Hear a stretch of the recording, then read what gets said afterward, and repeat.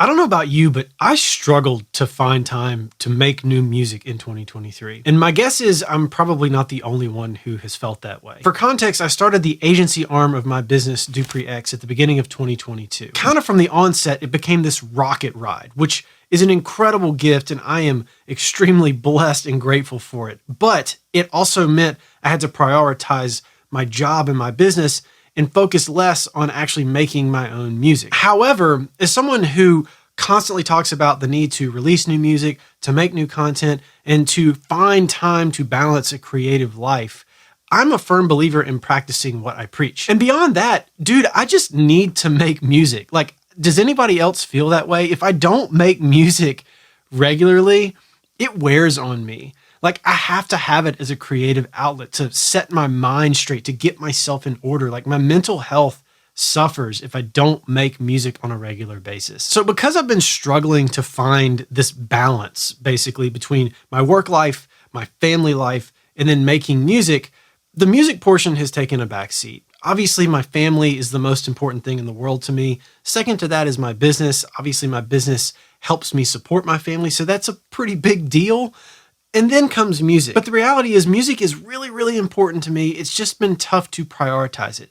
But in 2024, I'm trying to change that. So at the beginning of this year, I decided I was going to build music making into my calendar every single workday, every single weekday. So 5 days a week. And what I landed on is I was going to put an hour block on every single weekday for making music. In fact, I did a video about this goal and this plan at the beginning of this year. So if you want to watch that, I'll leave a link to it in this video so you can go check that out after this. I set this goal for myself. I was like, I'm going to make music every single day. I'm going to do it for an hour every single day so that I get back into the habit. Now, this worked out okay to start, but it fell apart pretty quickly. And the reason why is that I am not the type of person who can just jump right into the flow state every single time. Sometimes I can and I get it right, but other times it takes me a minute. It takes me 15, 20 minutes to actually dig in, especially if I'm, experiencing some sort of like writer's block or creative block or whatever. I have to sit down, and I've developed some hacks for this. I've also made a video about that if you want to check that out. I'll leave a link to that in the description as well. But I have figured out a couple of ways to hack my brain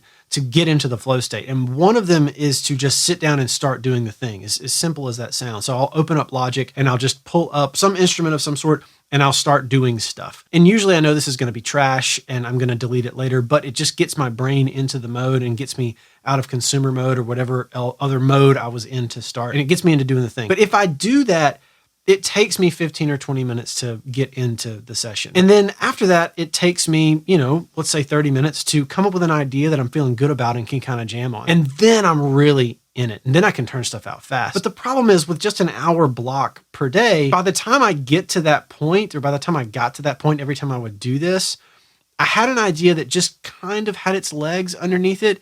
And then I would have to stop and move on to something else. And it just totally sucked the wind out of my sails. And it was a recipe for basically producing nothing of any value. And it would also leave me feeling pretty dissatisfied and frustrated because I had created this system to serve me and to make me happy and to fulfill me with this creativity that I so desperately need in my life. And then I would just not turn out anything and I would feel kind of like a failure. So it actually kind of made things worse. After testing that for the month of January, I decided this is not working. We're going to switch it up. So to switch up this process, I decided I'm not going to create music every single day for 1 hour. Instead, I'm going to stack all those hours in one day at the end of the week. And I decided that the best day to do that was Friday, because Friday is half the people have checked out anyway for the weekend. There's a far less demand for my time. I'm not getting nearly as many emails or text messages or phone calls or whatever else comes my way. Friday is really the best time for me to try to dig into something creative. So I decided I'm going to block out Friday afternoons with a kind of window in the middle of my creative time to follow up with some stuff at the end of the day for my actual job. But for the most part, I'm going to block out the entirety of Friday afternoon and I'm just going to create. And dude, this has worked out beautifully. That little 15 to 20 minute window at the beginning is kind of inconsequential now because I've got a 3 to 5 hour block every single Friday afternoon where I can really dig into it. So kind of the point of this, if you want a takeaway of this section of the video, it's this. I have discovered that if I do a big block once a week instead of a bunch of little blocks every day of the week, not only do I do better work, not only do I make music that I enjoy more, but I'm actually making more songs. I may have turned out song after song after song after song. A lot of them aren't mixed and mastered yet, but I've got like a full framework and foundation for music, whereas I wasn't coming up with anything that was even remotely close to finished beforehand. Ultimately, it has ended up making me happier. I'm making better music, and that leads to me being a better husband, a better father, and just kind of a better version of me. And I carry that over into the weekend. So like when I wrap up at the end of the day on Friday, the last thing I do before I leave work for the weekend is something productive, something fulfilling, and I'm left with something at the end of it that I'm excited about. So when I go home to my wife and kids, I'm jazzed. I have this pep in my step because I've done the thing. I've had a great week at work, at my actual job, running my business.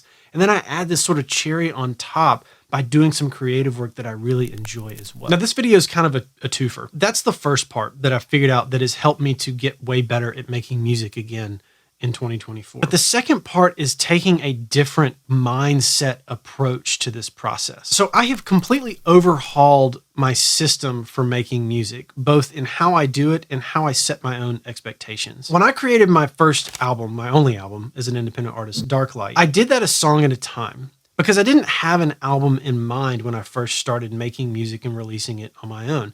I just wanted to have fun, figure it out along the way, and then share what I was working on. And it sort of turned into an album at the end of the process. So for every single song I released, I was writing, producing, recording vocals, recording guitars, drums, mixing, mastering, doing cover art, all the way through the end of it, all in one like sequential order. And I did that every single time. But this was the opposite of everything I've ever done in a studio in my professional career. Before I started releasing music of my own, I was a touring and session drummer for 15 years, and every album I worked on, whether I was in the band or I was just a hired gun, it would be every single song at once, basically. I would come in as a session player, let's say, and there would be 15 scratch tracks already recorded that the producer and the band or artist had already done, and they did that in sort of a batching method. So they would do all the scratch guitars, and they would do all the scratch vocals, and then they would do a scratch drum guide to give me ideas sometimes, not all the time. And then I would come in and I would do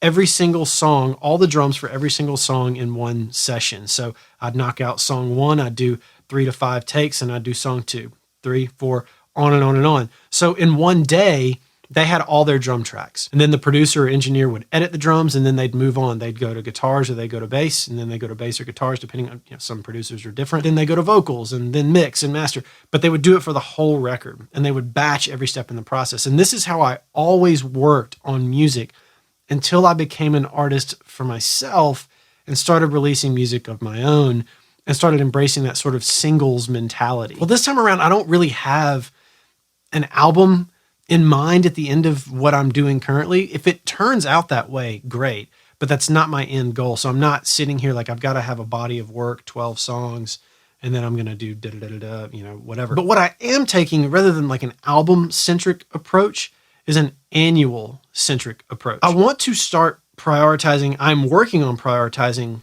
the next year, or within this next calendar year, the remaining months, let's say, of my release cycle. So for, like, hypothetically speaking, if you were going to release a song a month, then you would prepare 12 songs, right? If you were going to release one every 6 weeks, that would be 8 songs. And the idea that I have in my mind and that I've been working on is to do all of those songs at once and then plan them out for the rest of the year. Now, 2024 is going to be still kind of an off year for me. I released one album in February of last year, and this year I'm definitely going to be late to the party again. It just is what it is. Ideally, I would have started work for 2024 back in 2023, and I would have had it ready to go. And ideally, I will have everything for 25 ready to go by the end of 24. So this year, I'm kind of playing catch up a little bit, and I'm also going to be testing some stuff outside of just myself as an artist. I'm working on some sort of side project stuff that I haven't decided if I'm going to tell you about. Part of me wants to take you on the journey like I've done before, but another part of me wants to try some stuff